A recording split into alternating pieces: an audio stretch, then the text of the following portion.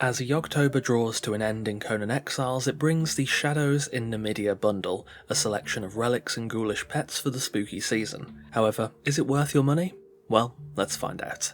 Firstly, a disclaimer: this set was gifted to me by Funcom. Just like all my other reviews, that will in no way affect my opinions of this set, nor will it affect my recommendation or lack thereof. So, without further ado, let's get started. The Shadows in Nemedia bundle comes in at a pretty costly price point of $17.96, so basically $18. The bundle contains the following items: a spectral cat skin, a skeletal steed horse skin, a Nemedian Tombstone, an unearthed Appendage, a Nemedian Mask, the carved pumpkin emote, emblem background chains, and the emblem foreground pumpkin. So let's firstly begin with the spectral cat. The spectral cat, also known as the ghoulish Grimalkin in-game, is a skin for the pet cat, created by crafting a sorceress pet food in the alchemy bench, then handcrafting a cat pet with the food in the inventory crafting window. It's pretty standard fare as spectral goes, taking the same design principles from the spectral horse or the spectral enemies found in the Unnamed City or the Mounds of the Dead. Performance-wise, it's, well, just a skin for the cat really.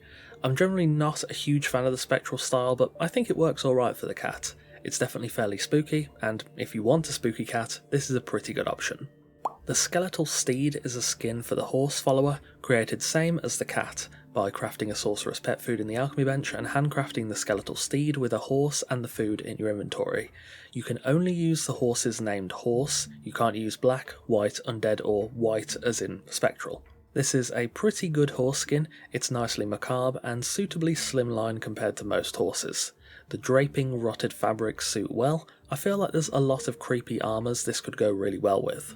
It seems about on par with other horses, just a plain reskin. The only thing I would have liked would be some bone rattle noises as it moves. I think that would have added to it. This horse actually doesn't require a saddle, though it does currently have what I presume is a bug, where riding the horse will force a thrall to stop following you, and commanding a thrall to follow you will break the horse's follow. I'm pretty sure this is a bug and I've reported it as such. It might not be too much of an issue if you're not a thrall user, but thralls are very useful, so it's a pretty considerable problem. That being said though, just on the aesthetics front, pretty decent horse skin. The Nemedian Tombstone is a placeable in the statue section of the decoration menu, slightly taller than the player character. It costs 20 stone to craft and is a nicely mossy weathered tombstone with elaborate patterns. It also contains sign functionality, allowing you to customise the message upon the tombstone, which is a very nice touch. There's also some half-melted candles and a bowl of some strange green substance on the tombstone, and that's what my one criticism is. I really wish the candles were lit. The tombstone is lovely itself, but just a tiny light source on it, the equivalent in light level to an oil lamp, would have put the perfect touch on it. Aside from that though, it's pretty nice. The unearthed appendage is a knee-high placeable of a long dead arm clutching the handle of a tarnished blade, both rising from the soil. It's a pretty simple placeable found in the decorative section of the decoration menu, costing 10 iron bars and 3 human flesh. This works well with the grave, but there's not really much else to say. It's simple and effective, but easily overlooked. Me personally, I think I would have preferred just the sword on its own, a bit larger, sort of as a grave marker, but that's just me. It's a fine placeable, nothing to write home about, but not bad. The Nemedian Mask is a heavy armour piece for the head in regular quality, costing 1 heavy padding, 12 iron bars and 8 leather, with no stat bonus and an armour value of 80. The item description states that it's used in Nemedia to identify those who have committed high crimes against society. It's fairly nicely designed, though to be honest I feel like it needs a hood or something like that.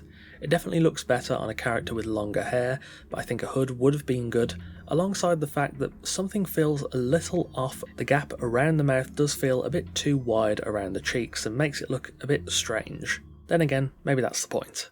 It's clearly designed as an illusion item and not an actual piece of armour given the stats, quality and lack of a bonus. It's not personally to my liking, but others may enjoy it more. The pumpkin carving emote is pretty simple. You'll find it in the misc section of the emote wheel, and your character will pull out a knife and a pumpkin, carve a smiley face into it, raise it up, stare at it, then smash it on the floor. It's a non-repeating emote and can't be used with thralls. It's fairly simple stuff, I don't mind it, it's light-hearted, I wouldn't use it myself but I'm not a big emote guy anyways, it's just fine to be honest. Finally, the emblem pieces. They're pretty decent, they work quite well together and apart. The pumpkin has a nice level of detail and fits well with some of the more simple backgrounds, and the chains are a little thin for my liking but do work with a number of different foregrounds too. Overall, fairly nicely made with a decent bit of flexibility with other emblems. So, all things considered, do I recommend this set?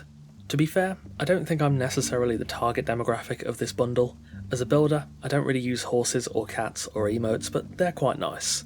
The Shame Mask doesn't quite hit the mark for me, I feel like it's missing a little something. The Tombstone is very nice, but would have benefited from a small built-in light source, the Appendage itself is decent too, and I quite like the emblems. Overall, there are some nice designs here. I think the biggest draw is of course the horse skin. If you've got a necromancer character or something like that, it's a really good option. Unfortunately, the bug I mentioned earlier with thrall followers being broken by the horse does drag it down a bit until it's fixed.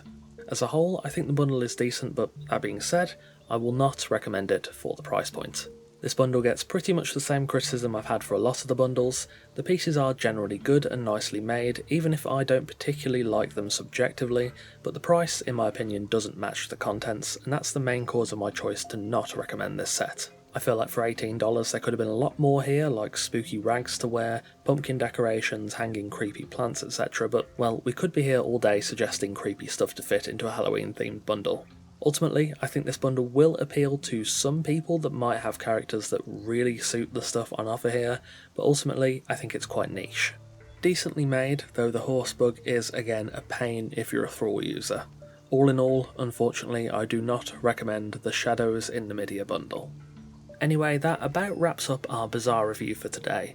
Let me know your thoughts on this bundle in the comments below. It is quite pricey for what's included, but I could see some die-hard Necromancer players getting some good use out of the stuff here. Thank you for watching, and of course, a massive thanks to our wonderful esteemed coffee cultists for continuing to support the channel over on Patreon. If you want to see videos early and support the channel directly, consider joining us over on Patreon, link in the description and pinned comments. Take care, and I'll see you soon.